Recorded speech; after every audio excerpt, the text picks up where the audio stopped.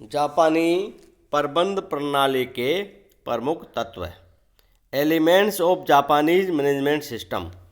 Professor Ouchi की Z विचारधारा, जो कि जापानी उद्योगों के प्रबंध दर्शन पर आधारित है, मैक ग्रेगर की वाई विचारधारा से कुछ कदम आगे हैं। अक्ष विचारधारा पूर्ण रूप से मानवीय व्यवहार के बाह्य नियंत्रण पर आधारित है तथा वाई विचारधारा मुख्य रूप से सब नियंत्रण एवं निर्देशन पर जोर देती है, जबकि जेड विचारधारा उद्योगों में दलीय भावना, टीम वर्क एवं समझौते पर बल देती है। ये विचारधारा जेड विचारधारा प्रबंध के संगठनात्मक एवं व्यवहारवादी पहलू को महत्व प्रदान करती है। प्रोफेसर आउची के अनुसार जापानी प्रबंध दर्शन के प्रमुख तत्व निम्न प्रकार से हैं। पहला, कर्मचारी उत्पादकता की कुंजी, एम्प्लॉइज की टू प्रोडक्टिविटी। जापानी उपक्रमों में श्रमिकों व कर्मचारियों को उच्च उत्पादकता का आधार माना जाता है। यद्यपि जापानी उद्योगों में नवीन प्रौद्योगिकी को अपनाने पर जोर दिया जाता है, किंतु वहाँ कर्मचारियों को उद्योग प्रगति का प्रमुख स्तंभ माना जाता है। अमेरिका की स्थिति पर प्रकाश डालते हुए आउची कहते हैं कि हम नवीन तकनीकों, वैज्ञानिक अनुसंधानों, इंजीनियरिंग, भौतिकी व अंतरिक्ष विज्ञान पर लाखों डॉलर खर्च करते हैं, किंतु व्यक्तियों को संतुष्ट मानकर उनके विकास पर कोई ध्यान नहीं देते हैं। हम कार्य पर व्यस्त व्यक्तियों का प्रबंध करने तथा उनकी समस्याओं को समझने पर जरा भी ध्यान नहीं देते हैं। डी विलियम चाइल्ड के अनुसार जापानी प्रबंध दर्शन व्यक्तियों को एक महत्वपूर्ण घटक मानता है, जबकि अमेरिकन दर्शन के अनुसार श्रमिक मशीनों के विस्तार मात्र है। जापानी प्रबंध प्रणाली के अनुसार उत्पादकता एक तकनीकी समस्या नहीं वरन सामाजिक एवं प्रबंधकीय समस्या है। साथ ही उत्पादकता का अधिकतम परिश्रम से जुड़ी हुई घटना नहीं है वरन श्रमिकों को दी जाने वाली प्रेरणाओं, अच्छे व्यवहार एवं संतुष्टि से संबंधित है। दूसरा प्रमुख तत्व है भरोसा, ट्रस्ट। आउची कहते हैं कि उत्पादकता एवं भरोसा साथ साथ चलते हैं। Productivity and trust go hand in hand. प्रबंधकों एवं श्रमिकों के बीच अविश्वास से कार्य का वातावरण दूषित हो जाता है। कार्ल मार्क्स ने पारस्परिक अविश्वास को पूंजीवाद का अनिवार्य परिणाम बताया था। जापानी प्रबंधक अपने श्रमिकों पर पूर्ण विश्वास करते हैं। उनके अनुसार दोनों वर्ग के मध्य विश्वास की भावना बनी रहनी चाहिए। तीसरा तत्व मर्मज्ञता, सब्टिलिटी। जापानी प्रबंध पद्धति की यह मान्यता है कि व्यक्तियों के बीच संबंध अत्यंत जटिल एवं परिवर्तनशील होते हैं, किंतु प्रबंधक में उनकी सूक्ष्मता, गूढ़ता एवं दुर्बोधता को समझ पाने की योग्यता होनी चाहिए। एक फोरमैन को अपने श्रमिकों के व्यक्तित्व कौशल के बारे में अच्छा ज्ञान होता है। ये जानता है कि कौन सा श्रमिक किसके साथ तथा किस समूह में प्रभावशाली ढंग से कार्य कर सकता है। चौथा तत्व आत्मीयता, इंटीमेसी।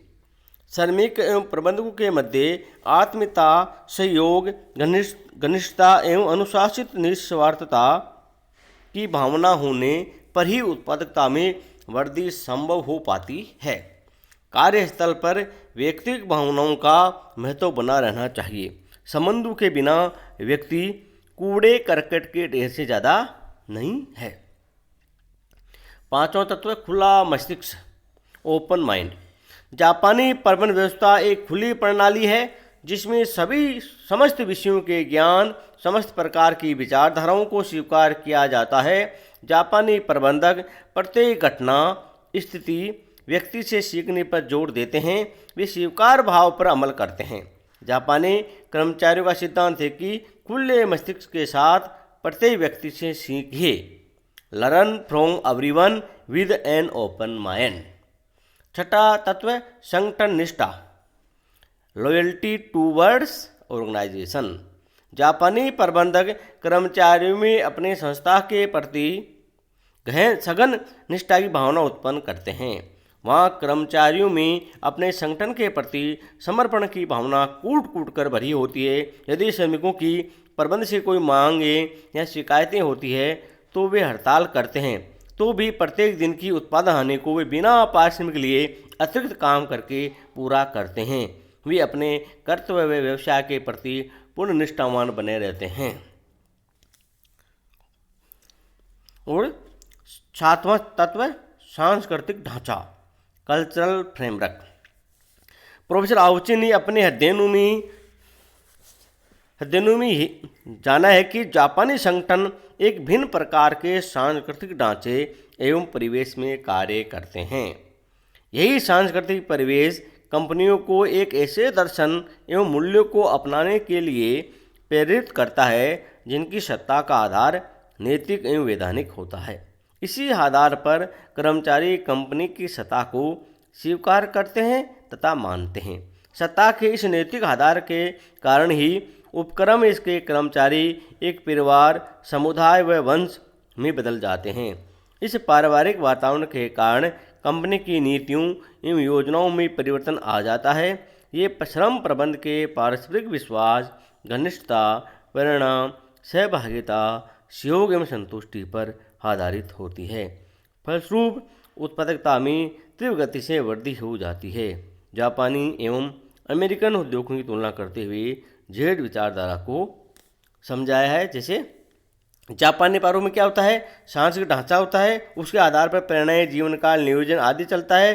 फिर संस्था में आत्मीयता, सहभागिता, सहयोग, घनिष्ठता और विश्वास के द्वारा कार्य समूह का निर्माण किया जाता है और उससे कर्मचारी संतुष्टि में स्वतंत्रता मिलती है, जिससे उत्पादकता में वृद्धि होती है। जबकि अमेरिकन पारों में क्या है, प्रबंधीय दर्शन को महत्व माना जाता है। प्रबंधीय निर्णय को प्रबंध निर्णय लेता है, निगमित दर्शन औद्योगिक वंश का सृजन करता है और प्रेरणा दीर्घकालीन नियोजन समतल पदानुक्रम पर कार्य करता हुआ वो कार्य समूह बना के कार्य करके उत्पादकता वृद्धि करना चाहता है।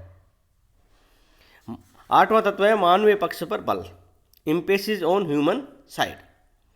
जापानी प्रबंध व्यवस्था का मानवीय पक्ष अत्यंत सबल है। अभी तक अमेरिकन ये मानते रहे हैं कि उच्च टेक्नोलॉजी के द्वारा ही उत्पादकता में वृद्धि की जा सकती है, किंतु जापानी प्रबंधकों ने ये सिद्ध कर दिया है कि मानवीय संबंधों की उपेक्षा करके उत्पादन में वृद्धि नहीं की जा सकती। जापान में प्रबंधक अपने कर्मचारियों के साथ अत्यंत मानवोचित व्यवहार करते हैं। वस्तुतः कर्मचारियों को सहयोगियों के रूप में देखा जाता है, नियुक्त वेतनभोगियों के रूप में नहीं। नौवां तत्व जीवन पर्यंत रोजगार, लाइफ टाइम एम्प्लॉयमेंट। पाश्चात्य व्यावसायिक संगठनों में जहां कारखाना प्रणाली विकसित हुई है, श्रमिकों की अल्पकालीन नियुक्तियां ही की जाती है। मंदी के समय अस्थायी छंटनी की जाती है तथा कल्याणकारी सुविधाओं का पूर्णतः अभाव होता है। इन राष्ट्रों में श्रम की नियुक्ति के संबंध में नियुक्ति करो व निकालो, हायर एंड फायर की विधि अपनाई जाती है, किंतु जापान की अधिकांश कंपनियों में जीवनकालिक रोजगार की व्यवस्था है। कोई भी जापानी नियुक्ति प्राप्त करने के साथ ही उस फर्म का एक अभिन्न अंग संगठन व्यक्ति बन जाता है। जिस प्रकार परिवार में जन्म लेते ही शिशु परिवार का एक अंग बन जाता है, उसी तरह वहाँ कंपनी में आते ही कर्मचारी संस्था के सभी अधिकारों व दायित्वों से जुड़ जाता है तथा सभी साथी कर्मचारियों में समान त्याग की भावना उत्पन्न हो जाती है। दूसरे अर्थ में कर्मचारियों संस्था के बीच पूर्ण आसक्ति, अपनत्व एवं सदस्यता की भावना उत्पन्न हो जाती है। फलस्वरूप मंदी के समय में कर्मचारी छंटनी नहीं की जाती है, वरन अच्छा समय आने पर तक उनकी वेतन वृद्धियाँ रोक ली जाती है। इसी प्रकार जापानी उद्योगों में सुदृढ़ अनुरक्ति, पावरफुल अटैचमेंट, सहभागी अनुभव, शेयर्ड एक्सपीरियंस एवं सामूहिक कार्यनीति, कलेक्टिव वर्क इथिक्स को प्रोत्साहित करती है। परिवार की भांति इसमें एक अयोग्य कर्मचारी की भी पूर्ण देखभाल की जाती है। Even the not very competent में बी टेकन केयर ऑफ। 10वां तत्व है धीमा मूल्यांकन एवं पदोन्नति, स्लो इवैल्यूएशन एंड प्रमोशन। जापानी उपक्रमों में कर्मचारी धीरे धीरे प्रगति करते हैं। इनमें कर्मचारियों के मूल्यांकन एवं पदोन्नति की प्रणाली दीर्घसूत्री एवं धीमी है। जापानी प्रबंधक कर्मचारियों को कार्य की जटिलताओं व तकनीकी पहलुओं को समझने तथा कार्य स्थितियों के साथ समायोजित होने की जानकारी एवं प्रशिक्षण प्रदान करते हैं। यानी कार्य के साथ समाहित होने का पूर्ण अवसर प्रदान करते हैं। कार्य के प्रत्येक सूक्ष्म पहलू के संबंध में उन्हें सामयिक जानकारी एवं प्रशिक्षण प्रदान किया जाता है। उनके कार्य ज्ञान को व्यावहारिक स्थितियों से जोड़ा जाता है। ये विचारधारा पदोन्नति को चिरकालिक रखने पर जोर देती है ताकि कर्मचारियों के पहलपन, प्रेरणा व मनोबल को उच्च रखा जा सके। अविशिष्टीकृत जीविका पथ 11वां तत्व, नॉन स्पेशलाइज्ड कैरियर पथ्स। जापान में कर्मचारियों के ज्ञान को विशिष्टीकृत करने की अपेक्षा विविध में व्यापक बनाने पर जोर दिया जाता है। जापानी उद्योगों में कर्मचारियों को विभिन्न पदों एवं कार्य स्थितियों में रखा जाता है, उन्हें विभिन्न कार्यों में स्थानांतरित किया जाता है। इससे न केवल उनके कार्य कौशल में ही वृद्धि होती है वरन उनके मनोबल व पहलपन पर भी अनुकूल प्रभाव पड़ता है। वे कार्य समस्याओं को प्रभावी ढंग से हल कर सकते हैं। साथ ही कर्मचारियों को उपक्रम में कार्य परिवर्तन करने की भी सुविधा बनी रहती है। अविशिष्टीकृत कार्यों में कर्मचारी कार्य के अधिकांश भाग को निष्पादित करके इसके सर्जन का गौरव अनुभव कर सकता है। कार्य के विभिन्न पहलुओं का अनुभव होने के कारण कर्मचारी तकनीकी जटिलताओं को सरलता से समझ सकता है। इस प्रकार जापानी प्रबंधक कर्मचारी के विस्तृत ज्ञान एवं अनुभव को प्रोत्साहित करके उनकी कार्य क्षमता को बढ़ाते हैं। 12वां तत्व, अंतर्निहित नियंत्रण प्रणाली, इम्प्लिक्ट कंट्रोल मैकेनिज्म। प्रोफेसर आउची ने जापानी उपक्रमों के अध्ययन के दौरान पाया कि यह नियंत्रण प्रणाली संगठन संरचना में ही अंतर्निहित होती है।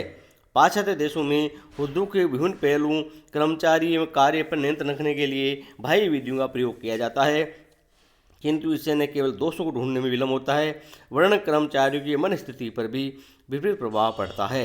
बाह्य नियंत्रण सदैव कार्य में बाधक होते हैं। बाह्य नियंत्रण कर्मचारियों पर थोपे हुए लगते हैं जिनका उल्लंघन होना स्वाभाविक है। जापान में कार्य करने के संबंध में भारी नीतियों, नियमों, उद्देश्यों आदि का सहारा नहीं लिया जाता है वरन उपक्रमों की सामान्य संस्कृति ही आधारभूत नियमों का संप्रेषण करती है। अंतर्निहित नियंत्रण व्यवस्था द्वारा त्रुटियों का न केवल पूर्वानुमान करना संभव होता है वरन उन्हें प्रभावी ढंग से रोका भी जा सकता है।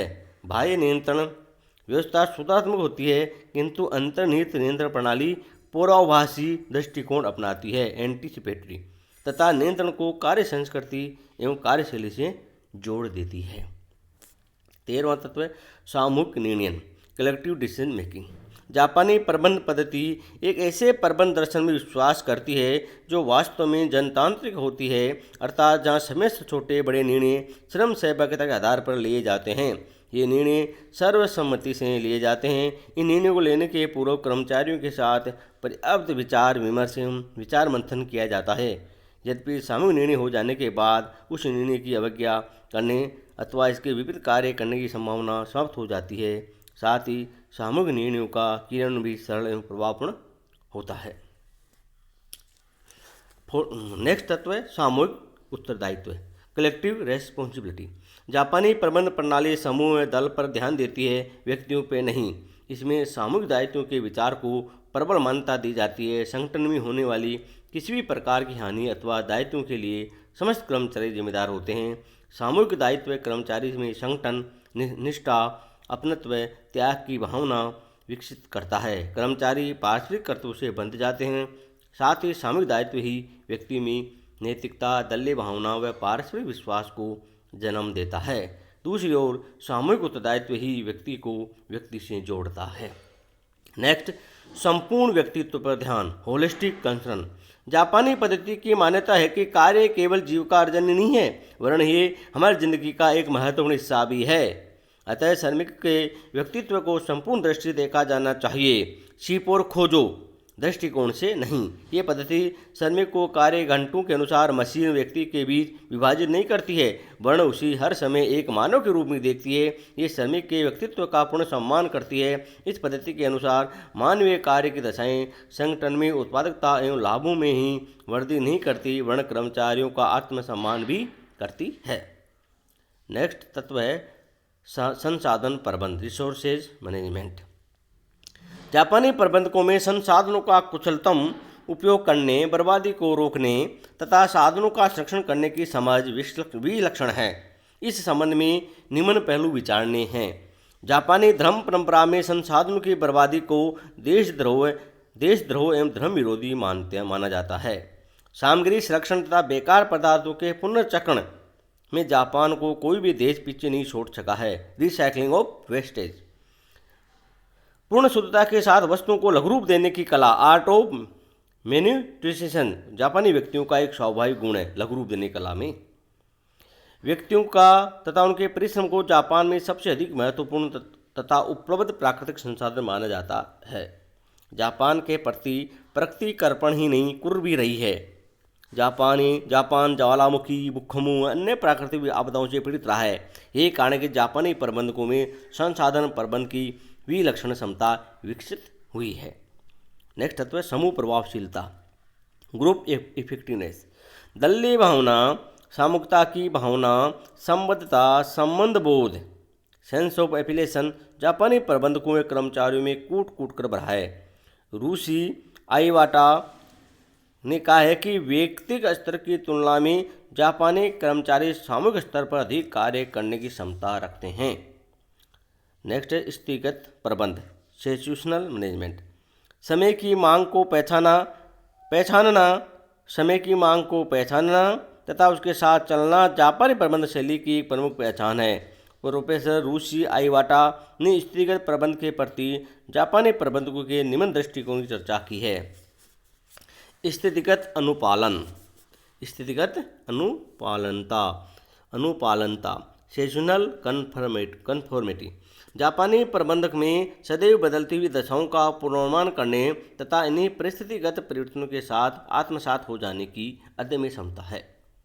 स्थितिगत संबद्धता, सेजनल रिलेटिविटी। जापानी प्रबंधकों में विद्यमान परिस्थितियों के अनुसार अपने अवबोध, दृष्टिकोण, विचार, प्रारूपों, अभिव्यक्तियों में परिवर्तन कर लेने की क्षमता भी है। स्थितिगत अनुकूलनीयता, सेशनल अडाप्टेबिलिटी। जापानी प्रबंधकों में ये योग्यता विद्यमान है कि वे नवीन परिवर्तनों के अनुसार अपने संगठन में बदलाव करने के लिए सहज तैयार रहते हैं। ये परिवर्तनों का सदैव स्वागत करते हैं। नेक्स्ट, व्यापारिक दर्शन, बिजनेस फिलोसॉफी। जापानी प्रबंध शैली का मुख्य आधार जापान की संस्कृति, धर्म, परंपरा तथा उनके अद्वितीय व्यवसायिक दर्शन रहा है। जापान के व्यवसाय दर्शन ने वहाँ की प्रबंध पद्धति को गहन रूप से प्रभावित किया है। जापानी व्यावसायिक दर्शन के कुछ प्रमुख पहलू जो प्रबंध से जुड़े हैं। जापानी प्रबंधकों की यह मान्यता है कि प्रबंध के कौशल का विकास वर्षों के अनुभव एवं प्रयासों से होता है, न कि शैक्षणिक ज्ञान से। इसलिए जापान में प्रबंध प्रशिक्षण की विशेष संस्थाएं नहीं है। जापानी ये मानते हैं कि विश्व में जो भी है वह ईश्वर की देन है, अतः इसमें उसके लिए अनुग्रहित होना चाहिए तथा किसी भी चीज़ का अपव्यय नहीं करना चाहिए। अधिक सक्षम व्यक्ति को अधिक वेतन का दिया जाना आवश्यक नहीं है, किंतु उसी अधिक चुनौतीपूर्ण कार्य सौंपा जाता है। जापान में कर्मचारियों की मूल्यांकन प्रणाली उनके अवगुणों पर आधारित है। इसमें गुणों को याद रखा जाता है किंतु अवगुणों का लेखा रखा जाता है। जापानी प्रबंधकों एवं कर्मचारियों का मत है कि हमारे सभी दुश्मन संगठन के बाहर है, संगठन में नहीं। All over enemies are outside over organisation. संगठन में किसी त्रुटि या असफलता की दशा में उसका दोषी कौन है ये नहीं देखा जाता, वरन ये पता लगाने का प्रयास किया जाता है कि त्रुटि किस कारण से हुई, व्हाट कॉज्ड द मिस्टेक। ये जापानी प्रबंधकों का गलती के प्रति एक सकारात्मक दृष्टिकोण है। जापान में संगठनात्मक प्रभावशीलता का मूल्यांकन लाभों के आधार पर नहीं वरन बाजार भाग के आधार पर किया जाता है।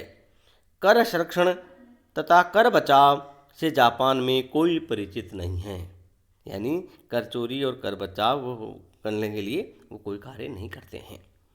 जापानी अपने कार्यालयों को वातानुकूलित बनाने के पूर्व कारखानों तथा संयंत्रों को वातानुकूलित करते हैं। इन सब बिंदुओं का जापानी प्रबंध शैली का पता चलता है। इन सब बिंदुओं के आधार से अपना जापानी प्रबंध शैली का पता चलता है। जापानी प्रबंध पद्धति ये मानती कि उपयुक्त दशाएं कर्मचारियों में घनिष्ठता, सहभागिता व सहयोग व निकटता को बढ़ाती है। फलस्वरूप कर्मचारियों के बीच प्रगाढ़ विश्वास उत्पन्न हो जाता है। आउची का मत है कि कार्य समूह की प्रभावशीलता बढ़ाने में व्यर्थ वंश संरचना बहुत महत्वपूर्ण होती है। ये कर्मचारियों में संतुष्टि के साथ साथ समूह निष्ठा को बढ़ाती है। फलस्वरूप उत्पादकता में वृद्धि हो जाती है।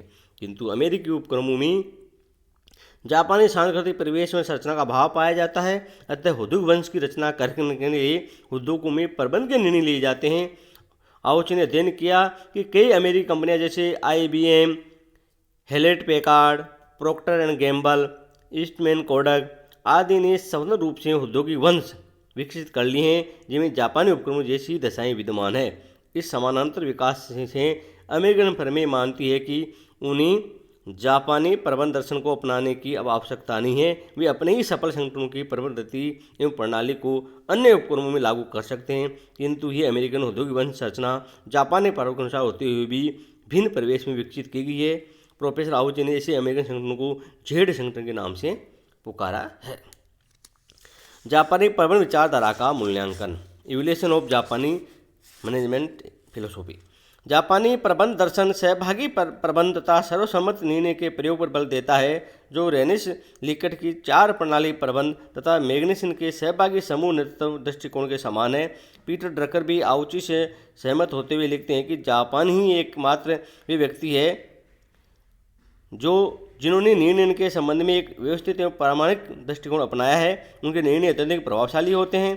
कर्मचारी मूल्यांकन पर आयोजित एक संगोष्ठी में तो पीटर ड्रकर भी आश्चर्यचकित हो गए जब जापानी प्रबंध ने कहा कि आपकी मूल्यांकन प्रणाली का संबंध व्यक्ति की त्रुटियों कमजोरी को उजागर करने से है, क्योंकि न तो हम कर्मचारी निकाल सकते हैं, न ही उसी पदों देने से मना कर सकते हैं। इसलिए उनकी कमजोरियों के बारे में जितना कम जाने उतना ही श्रेष्ठ है। हमें तो ये जानने की आवश्यकता होती है कि हमारे व्यक्तियों की सामर्थ्य क्या है तथा वे क्या कर सकते हैं। आउची के अनुसार जापान की प्रबंध प्रणाली में उनकी सामाजिक परंपराओं, धार्मिक पद्धतियों एवं सांस्कृतिक मूल्यों का संपूर्ण समावेश है। उनकी प्रबंध कला में मानवता का तत्व पूर्णतः विद्यमान है। इंद्र मोहन ने आउची के विचारों से सहमत होते हुए लिखा है कि तीसरी दुनिया के देशों में औद्योगिकरण के समय पश्चिमी प्रबंध प्रणालियों का अनुसरण किया गया है। इंद्र मोहन ने आउची के विचारों से सहमत होते हुए लिखा है कि तीसरी दुनिया के देशों में औद्योगिकरण के समय पश्चिमी प्रबंध प्रणालियों का अनुसरण किया गया है और स्वदेशी मानवीय सांस्कृतिक घटकों को ध्यान में रखा ही नहीं गया है। जापानियों ने इसके विपरीत पश्चिमी मशीनों का प्रयोग किया, किंतु इसे तत्वों को ध्यान में रखा। आसन्न परिणामों के लिए पुरातन विधियों का उपयोग किया। जापानी दर्शन न तो सर्वथा नवीन है, न पूर्णतः जापानी है। यह मूलतः पूर्वी दृष्टिकोण है, जिसका जापानियों ने औद्योगिक एवं उत्तर औद्योगिक परिस्थितियों में सफलतापूर्वक उपयोग किया है। इंद्र मोहन ने ओल्ड टू द न्यू लेख लिखा था द हिंदुस्तान टाइम्स में, न्यू दिल्ली में 16 फरवरी 1986 को, तब ये बात कही थी। जापानी प्रबंध शैली को संसार के देशों में अपनाया जा रहा है। ये पद्धति प्रबंध की प्रत्येक स्थिति में कारगर होती है। ये संगठनात्मक प्रभावशीलता व कार्यशीलता को बढ़ाने पर जोर देती है। जापानी प्रबंध पद्धति की कई आधार पर आलोचना भी की गई है। कुछ विद्वानों के अनुसार इसमें कोई नवीनता नहीं है। फ्रेडरिक हर्जबर्ग ने अपने स्वास्थ्य अभिप्रेरणा विचारधारा में ये बात बहुत पहले स्पष्ट कर दी थी कि श्रमिकों की अपने कार्य में संतुष्टि बहुत महत्वपूर्ण है। हर्बर्ट साइन ने भी कुछ दशक पूर्व परियोजनात्मक सहभागिता पर जोर दिया था। क्रिस आग्रिस ने अपने कार्य में प्रबंधकों और श्रमिकों में मध्य सद्विश्वास की आवश्यकता की ओर संकेत किया था। हेर घिसेलिता पोर्टर ने हदनिष्ठ सहभागिता और समूह निर्णय की आवश्यकता को 1966 में ही स्पष्ट कर दिया था। कुछ लेखकों का मत है कि प्रोफेसर आउची द्वारा जापानी कंपनी कार्य प्रणाली एवं दशाओं का सही मूल्यांकन संभव नहीं है।